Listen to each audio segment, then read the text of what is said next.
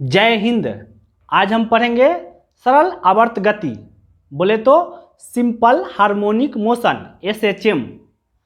आज के वीडियो में बहुत मज़ा आने वाला है क्योंकि हम एक एक पॉइंट एकदम प्रैक्टिकल करके समझाने वाले हैं। तो अगर वीडियो अच्छा लगे तो वीडियो को लाइक और चैनल को सब्सक्राइब कर दीजिएगा और दोस्तों में भी शेयर कर दीजिएगा ताकि उनको भी मज़ा आए। तो चलिए दोस्तों शुरू करते हैं सिंपल हार्मोनिक मोशन। बचपन में प्याज से बहुत खेले होंगे, खूब प्याज के लटका करके ऐसे ऐसे ऐसे ऐसे करने में बहुत मज़ा आता था। बच्चा सबको तो यही सब में मज़ा आता है। तो चलिए इसी के सहायता से हम लोग आज शुरू करते हैं सरल आवर्त गति पढ़ना। आवर्त गति क्या होता है? किसी एक बिंदु के इर्द गिर्द चक्कर लगाना। नहीं पढ़ते हैं पीरियोडिक टेबल, आवर्त सारणी, जो भी बार बार रिपीट हो वही तो आवर्त होता है ना। जैसे Sunday, Monday, Tuesday, Wednesday, Thursday, Friday, Saturday, फिर संडे आ गया, फिर Sunday, Monday, Tuesday, Wednesday, Thursday, Friday, Saturday, Sunday, बार बार आ रहा है ना। जैसे म्यूजिक में 7 स्वर, सा रे गा मा प द नी सा, फिर सा आ गया, सा रे गा मा प द नी सा। तो जो चीज़ बार बार रिपीट होता है वही तो आवर्त होता है ना। तो किसी एक बिंदु के इर्द गिर्द चक्कर लगाना आवर्त कहलाता है, आवर्त गति कहलाता है ना। तो चलिए शुरू करते हैं। हम एक पेंडुलम बना लिए हैं। पेंडुलम के लिए यही शर्त होता है कि जो धागा है वो लमड़े नहीं, ठीक ना, एकदम स्थिर रहने वाला धागा हो और नीचे जो है ना एक भारी वस्तु लटका दीजिए। तो मेरे पास कुछ नहीं था तो हम प्याजे लटका दिए। गोल होना चाहिए और भारी वस्तु होना चाहिए। लटका दिए प्याज। इसमें एक टर्म आता है इफेक्टिव लेंथ, प्रभावी लंबाई। तो अभी तक हम भी समझते थे ना कि जो डोरा के लंबाई है ना वही लंबाई होता है ना। होता है फार्मूला जो आता है T = 2π√L/g, बाद में बताएंगे। तो इसमें प्रभावी लंबाई क्या होगा? जहाँ पे लटका हुआ है ना धागा, जहाँ पे लटका हुआ होगा उसको बोलते हैं निलंबन बिंदु, सस्पेंशन पॉइंट। जहाँ पे धागा लटकल होगा और का निलंबन बिंदु। और लटकल है ना तो जहाँ बांधले है ना वहाँ तक नहीं, ये जो वस्तु है ना इसका बीच वाला केंद्र, यानी वस्तु के बीच तक, यानी ये प्याज है इसका बीच यहाँ पर होगा लगभग। तो ऊपर जहाँ बांधले है ना वहाँ से लेकर के यहाँ तक क्या हो जाएगा? इफेक्टिव लेंथ, प्रभावी लंबाई। ठीक है, तो चलिए आगे देखते हैं। एक टर्म आता है एक दोलन या कंपन। एक दोलन या एक कंपन क्या होता है? जहाँ से चले घूम फिर के फिर वहीं आ गए, है ना। जहाँ से चले घूम फिर के फिर वहीं आ गए। जैसे मंडे के दिन बच्चा का स्कूल शुरू होता है, Monday, Tuesday, Wednesday, Thursday, Friday, Saturday, Sunday, फिर मंडे आ गया। बच्चा सोचता है फिर स्कूल जाना पड़ेगा, यानी जहाँ से चले वहीं फिर आ गए घूम फिर के। अब पेंडुलम के केस में एक दोलन क्या होगा? देखिए यहाँ से पेंडुलम को छोड़ते हैं, इसको लोलक को, देखिए घूम फिर के यही आ गया। देखिए यहाँ से छोड़े फिर यही आ गया घूम फिर के, यानी एक चक्कर पूरा लगा लिया गया और फिर घूम करके फिर यहीं आ गया। तो यही हो गया इसका एक दोलन। अगर मध्यमान में लेंगे ना तो मध्यमान से एक तरफ जाएगा, फिर घूम के मध्यमान में आएगा, फिर दूसरी तरफ जाएगा, फिर से मध्यमान पे आ गया। यानी मध्यमान के केस में एक बार मध्यमान क्रॉस कर जाएगा। देखिए गया तो ये तो आधे ना हो जाएगा, इधर वाला कौन देखेगा। तो इधर गया, फिर मध्यमान में आया, फिर इधर गया और फिर से मध्यमान आ गया, तब हुआ एक दोलन। यानी एक चक्कर पूरा होना चाहिए। देखिए आना गया, तो ये हो गया एक दोलन। और एक तरफ वाला में तो ठीक है, यहाँ से चलेगा फिर से यहीं आ जाए, तो ये हो गया एक दोलन। अब एक टर्म आता है एक आयाम, एम्पलीट्यूड क्या होता है? तो मध्यमान में छोड़ दीजिए लोलक को, ठीक है, और एक तरफ जन्ने मन है उधर कर लीजिए। किसी एक तरफ अधिकतम विस्थापन, मतलब यहाँ से अधिकतम कितना दूर तक जा सकता है। देखिए तो इतना हो गया इसका। अब यहाँ पर था ना मध्यमान, इसको अधिकतम विस्थापन यहाँ तक हो गया। तो किसी एक तरफ अधिकतम विस्थापन क्या हो जाता है? एक आयाम, एक एम्पलीट्यूड। तो बताइए एक दोलन में कितना आयाम होगा? एक बार अगर पूरा चक्कर मारेगा तो कितना आयाम? देखिए 4 आयाम होगा। गया यहाँ से मध्यमान पे है ना, इधर गया 1, फिर से मध्यमान पर आ गया 2, अब दूसरी तरफ जाएगा 3, फिर से मध्यमान पर आ गया 4। और ऐसे दिन लेके देखिएगा, तो यहाँ से चला मध्यमान पर 1, फिर दूसरी तरफ गया 2, फिर से बीच में आया 3 और फिर से यहीं आ गया। देखिए 1 2 3 4, मैंने एक तरफ गया था यहाँ से यहाँ तक के 1, फिर यहाँ से 2, फिर से यहाँ पर 3 और फिर यहाँ पर 4। अगर मध्यमान से लेंगे तो मध्यमान पे देखिए एक दोलन में यहाँ से इधर 1, फिर से मध्यमान 2, फिर से इधर 3, फिर से मध्यमान पर आ गया 4। यही तो एक दोलन होता है ना, तो एम्पलीट्यूड हो गया। अब बताइए, जब आप एक दोलन समझ गए कि जहाँ से चलेगा वहीं पहुँच गया, तो क्या हो गया?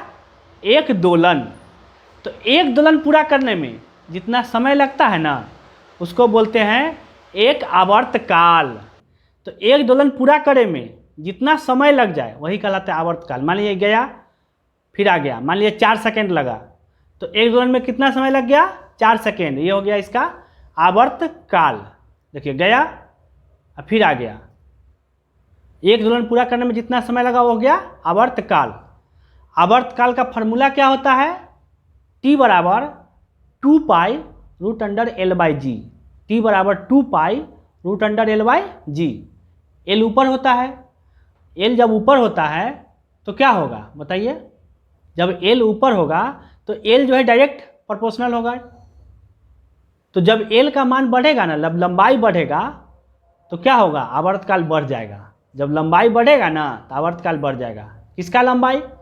देखिए इसमें एक डोरी लगा हुआ है, लोलक में, सिंपल लोलक में एक डोरी लगा हुआ है। तो सिर्फ डोरी का लंबाई जो है ना, लंबाई नहीं माना जाता है। एक प्रभावी लंबाई होता है, इफेक्टिव लेंथ। और इफेक्टिव लेंथ क्या होता है? तो जहाँ पे डोरी बंधल होगा, जहाँ पे मान लीजिए अगर यहाँ पे बांधा हुआ है, इससे और ऊपर है उसका तो बांधा हुआ, तो उसको बोलते हैं सस्पेंशन पॉइंट, बोले तो निलंबन बिंदु। जहाँ पे इसको बांध ले हैं ना डोरी को, उसको बोलते हैं निलंबन पॉइंट, निलंबन बिंदु। वहाँ से ले करके ये जो वस्तु जो लटकाया हुआ उसका केंद्र तक, यानी मान लीजिए इसका आधा कहाँ होगा? यहाँ पे होगा। तो यहाँ तक बोला जाता है प्रभावी लंबाई, यानी डोरी की लंबाई प्लस में इतना ही आधा इसका, वो हो गया आपका प्रभावी लंबाई। ठीक है, तो प्रभावी लंबाई जो होता है ना, अगर ये बढ़ेगा तो आवर्तकाल भी बढ़ जाएगा। जैसे पेंडुलम घड़ी में गर्मी के दिन में क्या होता है? गर्मी के दिन में पेंडुलम घड़ी का जो पेंडुलम होता है वो क्या हो जाता है? जब गर्मी में प्रसार होता है ना, धातु में प्रसार होता है, तो पेंडुलम घड़ी का जो अथी है, नचने वाला जो रहता है, वो पेंडुलम बढ़ जाता है, उसकी लंबाई बढ़ जाती है। तो बढ़ जाने से क्या होता है? आवर्तकाल बढ़ जाता है और घड़ी सुस्त हो जाता है। और ठंडा के दिन में उसका लंबाई जो है घट जाता है, घट जाता है, तो आवर्तकाल घट जाएगा और घड़ी तेज चलने लगेगा। आवर्तकाल घट गया यानी कम समय में पूरा कर लेगा। आवर्तकाल घटने का क्या मतलब? कम समय में पूरा कर लेगा, घड़ी तेज चलने लगेगा। गर्मी में आवर्तकाल बढ़ जाता है क्योंकि लंबाई बढ़ जाती है और घड़ी सुस्त हो जाता है। अब एगो टर्म आता है कि एगो झूला है, झूला पर बगल एगो लड़की झूल रही है, अब बगल में बैठ के झूल रही है, अब बगल में कोई एगो और लड़की आके बैठ जाएगा, तो क्या झूला का आवर्तकाल पर प्रभाव पड़ेगा? नहीं पड़ेगा। क्यों? क्योंकि भार से मतलब नहीं है। आवर्तकाल में सिर्फ L होता है और G होता है। L होता है लंबाई होता है और G मतलब गुरुत्वीय त्वरण होता है, भार से मतलब नहीं है। लेकिन एक और इसमें टर्म आता है कि वो लड़की है, वो झूला पर क्या कर रही है? झूल रही है।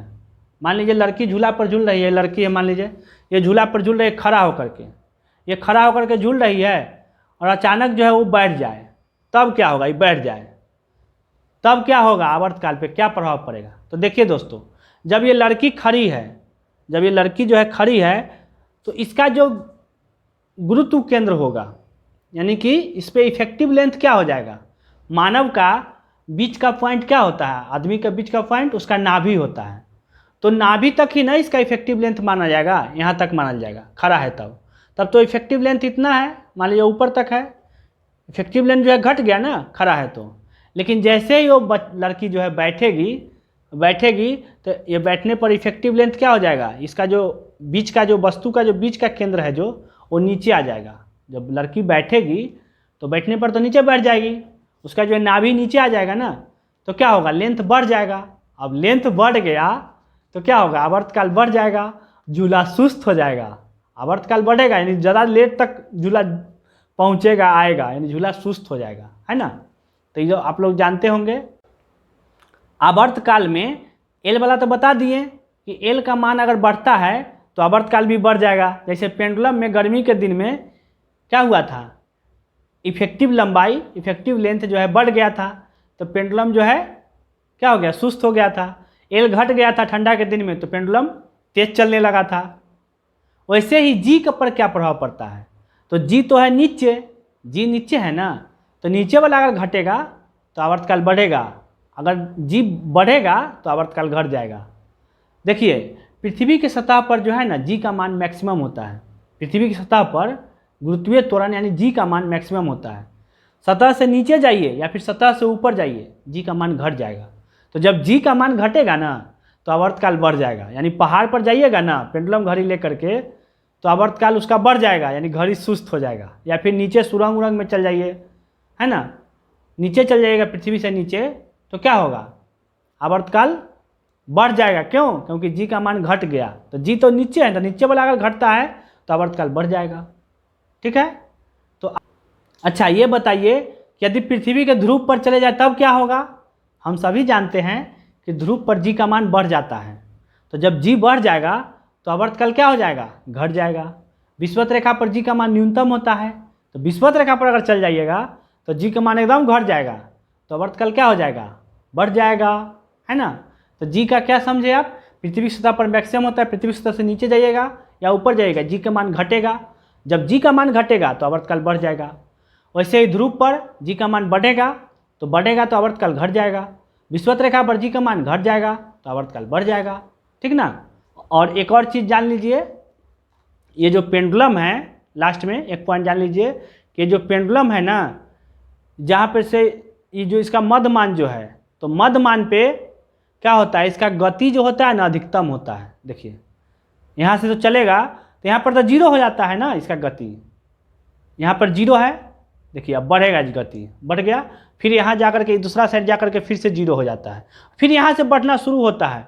और यहाँ पर जो है ना एकदम मध्यमान के समय इसका एकदम गति मैक्सिमम रहता है, तभी तो इसको ठेल करके फिर यहाँ तक पहुँचाता है। तो मध्यमान में गति मैक्सिमम होता है, और जब ये एक छोर पर रहता है ना तो गति बेचारा का जीरो हो जाता है, और यहाँ से त्वरण बढ़ता है। देखिए जीरो है, 1 2 3 4 5 मान लीजिए कि गति आ गया, फिर यहाँ से घटेगा 5 4 3 2 1 0, तो यहाँ पर जीरो हो गया। यानी कि किसी एक छोर पर जो है ना उसका गति जीरो हो जाता है, लेकिन मध्यमान पर जब आता है ना तो पूरा परफॉर्मेंस में रहता है, एकदम फुल गति रहता है। तो इसका वेलोसिटी गति मैक्सिमम रहता है, वेग मैक्सिमम रहता है, और जब वेग मैक्सिमम रहता है तो गतिज ऊर्जा भी तो मैक्सिमम रहेगा ना, क्योंकि हाफ mv², गतिज ऊर्जा बार क्या होता है, हाफ mv² जिसमें वेग आता है। तो जब वेग मैक्सिमम तो गतिज ऊर्जा भी मैक्सिमम, और जब गतिज ऊर्जा मैक्सिमम हो गया तो स्थितिज ऊर्जा क्या हो जाएगा, मिनिमम हो जाएगा। जहाँ गतिज ऊर्जा मैक्सिमम वहाँ स्थितिज ऊर्जा मिनिमम, तभी तो दोनों जोड़ करके यांत्रिक ऊर्जा होता है ना। तो सिंपल से जानिए ना, गतिज ऊर्जा मैक्सिमम तो स्थितिज ऊर्जा न्यूनतम। तो यहाँ पर गति मैक्सिमम है तो गतिज ऊर्जा ही मैक्सिमम, यहाँ पे गति जीरो है तो गतिज ऊर्जा मैक्सिमम हो जाएगा, गतिज ऊर्जा जीरो हो जाएगा, और स्थितिज ऊर्जा मैक्सिमम हो जाएगा, यानी स्थिति हम स्थिर हो ना यहाँ पे। और यहाँ पर त्वरण यहाँ से बढ़ जाएगा। देखिए यहाँ से त्वरण जो है ना मैक्सिमम होगा, टिक टिक टिक। तो याद रखिएगा एक छोर पर त्वरण मैक्सिमम होता है और बीच में गति और गतिज ऊर्जा मैक्सिमम होता है, इतने याद रखिएगा। किसी एक छोर पे त्वरण मैक्सिमम होता है और बीच में गति और गतिज ऊर्जा मैक्सिमम होता है। ठीक है, तो आज के लिए इतना ही। जय हिंद, जय भारत।